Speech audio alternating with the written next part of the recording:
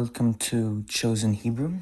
In this video, I'm going to tell you key differences between modern Hebrew pronunciation of consonants and chosen Hebrew pronunciation of consonants. The key differences are only in 6 letters. The first one that I'm going to be talking about is the 6th letter of the Hebrew alphabet. In modern Hebrew, they pronounce it as Vav. In chosen Hebrew, it's pronounced as Waw.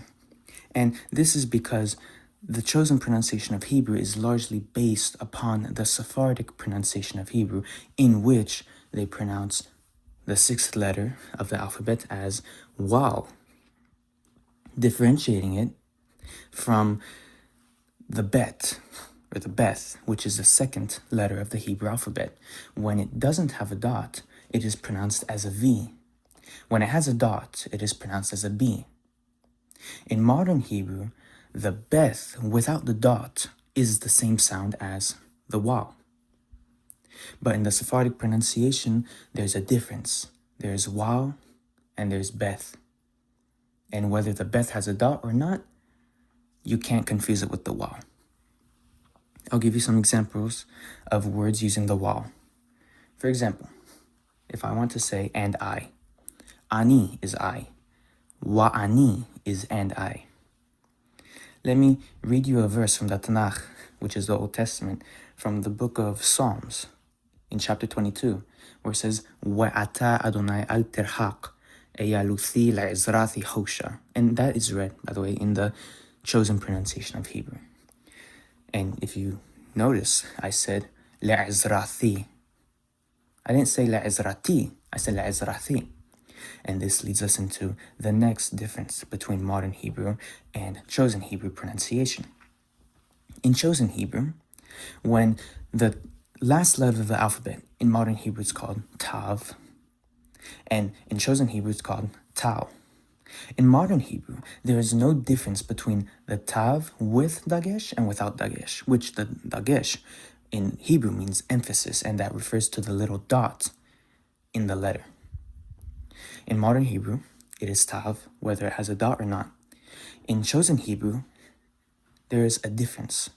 When the Tau has a dot, it's pronounced as a T, like the T in English, like for example, top, ta, ta. Like for example, the word ata is you. Ata means you. But when the Tau doesn't have a dot in it, it's pronounced as a TH. So like the TH in the English word thin. And that's why I say le'izrathi instead of le'izrati. There we go. Le'izrathi, le'izrati. I say le'izrathi because that's how they say in the chosen pronunciation of Hebrew. And speaking of the T, the next letter I'm going to talk about is the Hebrew letter Teth. Teth. In modern Hebrew, this is a simple T, just like the Tau. No difference between the two. However, in chosen Hebrew and in Sephardic Hebrew, it is an emphatic T. It's not the same type of T. It's still a T, but it's not the same type of T. It's like the emphatic T that exists in the Arabic language. Try putting your tongue behind your front 2 teeth and curling your tongue back and then pronounce the T. So, for example, let me try a word. Let me say top, okay? It's the word top. This is with a regular T in English, top. But when I use an emphatic T, it'll sound like top, top. Listen to the difference. Top, top, top, top. So this is what the teth sounds like. Again, it is like the emphatic T that exists in the Arabic language.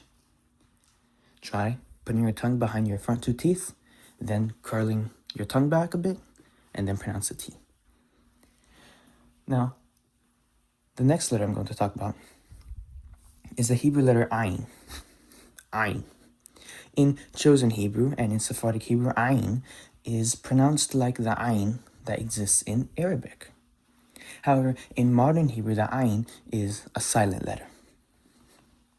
So, let me give you an example of a word that uses the Ayin. Aim. is a word which uses the letter ayn. Ayn means with. In modern Hebrew, they just say im.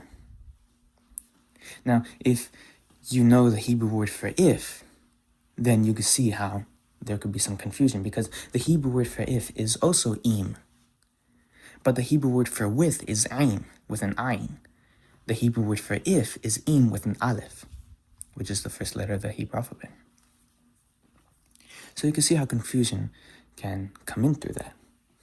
And you have to rely heavily on context to determine whether it is ayn with ayn or im with aleph.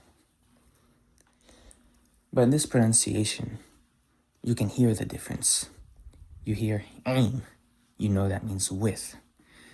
For example, in Psalm 121 from the book of Psalms, it says the first like starting verses, they say Shir lam'aloth esa ainai el heharim me'ain yavo ezri ma'im Adonai alse shamayim wa'aretz.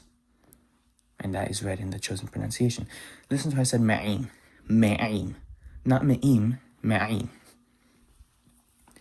Like I said, the ayn in this pronunciation of Hebrew is pronounced like the ayn in Arabic. So that's the letter ayn, and it's one of my favorites. I love the ayn. It's a beautiful, beautiful sound. I personally love it very much. Now, the next letter I'm going to go to is, I believe, is the 8th letter. Yes, it is the 8th letter of the Hebrew alphabet, called heth. Heth. In modern Hebrew, they say chet. Chet. And if you listen to modern Hebrew and it sounds very guttural, this is one reason why. It's because of the 8th letter of the Hebrew alphabet, which is used in a lot of words. It's used many times at the end of words. For example, like to forgive, lisloach. That's what they say in modern Hebrew.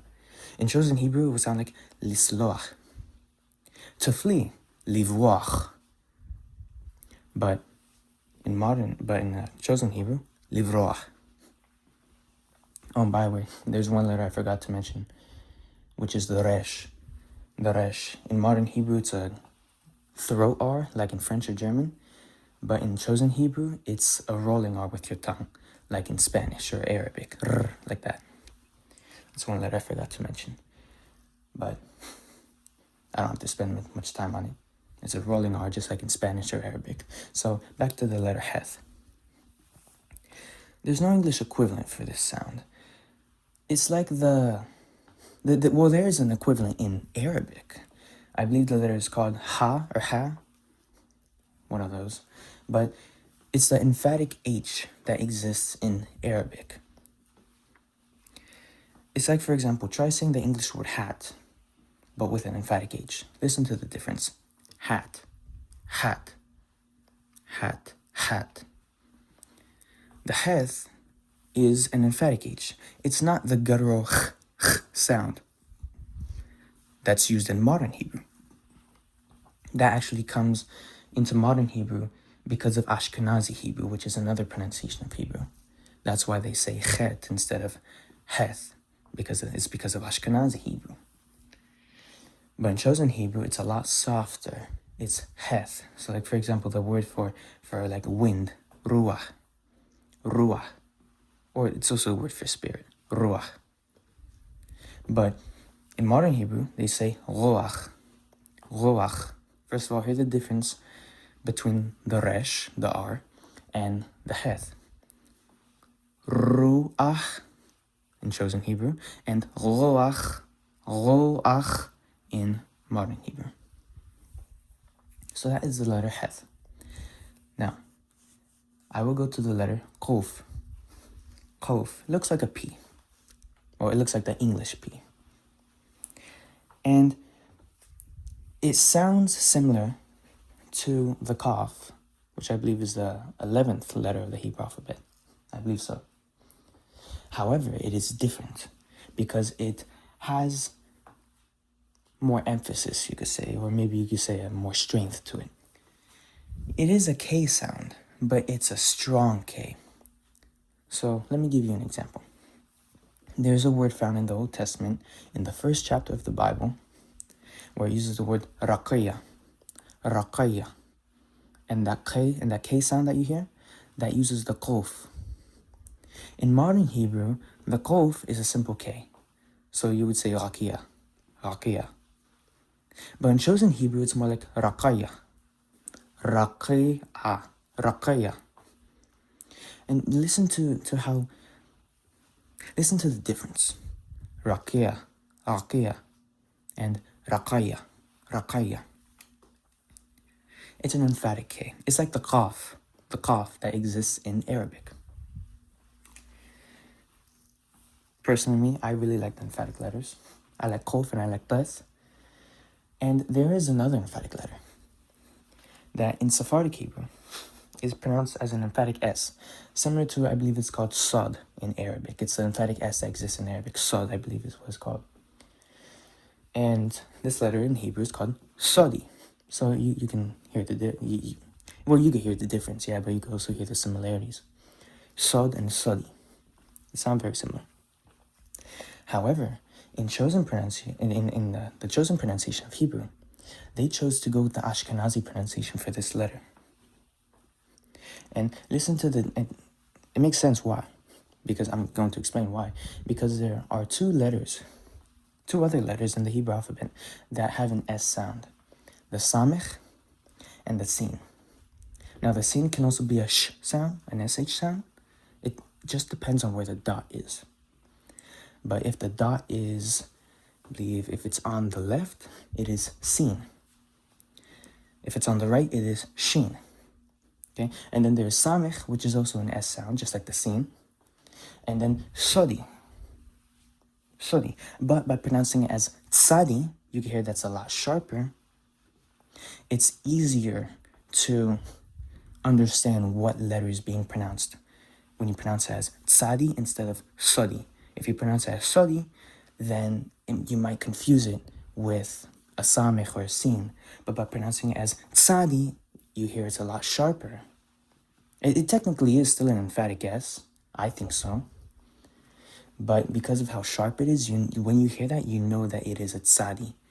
And you can't confuse it with a sin or a shin. Sorry, a sin or a samech is what I meant to say. So for example, the Hebrew word for like earth, aretz, and this is used in the first verse of the Bible, aretz. Now if I pronounce it tzadi as sodi, then it'll be ares. And because it sounds similar to samech and sin, you might confuse the sodi with a samech or a sin. But when you hear the sharp sound, you know that's a tzadi. So it makes sense that they would choose the Ashkenazi pronunciation of this letter instead of the Sephardic pronunciation. And remember I said that the chosen pronunciation is mostly based off of the Sephardic pronunciation. Really, the only two consonants that they have a difference in, it's just the tzadi and the tau. That's it. Because in the Sephardic pronunciation, the tau, whether it has a dot or not, it's pronounced as T. And the tzadi is pronounced as sodi. But in the chosen pronunciation, there's a difference between the tau with and without the dot, and the tzadi, or sodi, is tzadi instead. So, that's about it.